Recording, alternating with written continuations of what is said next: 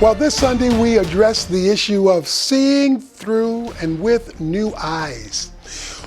We want you, God wants us to look at things not just from an earthly physical perspective, but a heavenly spiritual perspective, because only then will we be able to see things clearly, because we have God's eyes on it that He's revealing to us. So we showed how Paul's prayer in Ephesians chapter 1, verses 18 to 23 was asking God to show believers all that they have when they look at life from a spiritual perspective.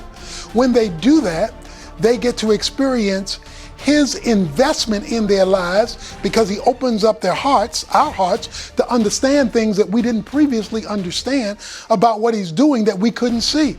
He also lets us participate in His power. It says it's the power that raised up Christ from the dead. So we're talking about a power that overrules the natural order of things. And you know, most people need things overruled in their lives because earth has said this is the final decision. But because Jesus sits on the right hand of the Father in heavenly places, He sits above the authorities on earth. But if you don't see that, and you don't perceive that, and we don't perceive that, then we'll be limited to the five senses. And that's being too limited now that we are seated with Christ in heavenly places, that is in the spiritual realm. But God wants us to have spiritual sight so that we can make decisions that reflect His perspective, that is not tied to opinion, but it's tied to truth. So that now, because He can show you things you didn't see before, He can bring thoughts to your mind, people into your life who will give you perspectives you didn't have before. You're able to move differently now because you have heavenly eyeglasses on as you make earth's decisions.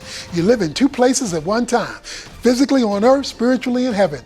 So if you're going to have a spiritual perspective, you need those glasses as you make your earthly decisions. Make sure you go to our website, ocbfchurch.org/study guide, where you can get an outline of the message and of the passage of Ephesians 1, 18 to 23.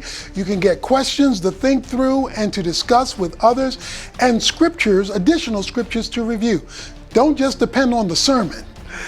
Review the word for yourself so that it can lodge in your heart.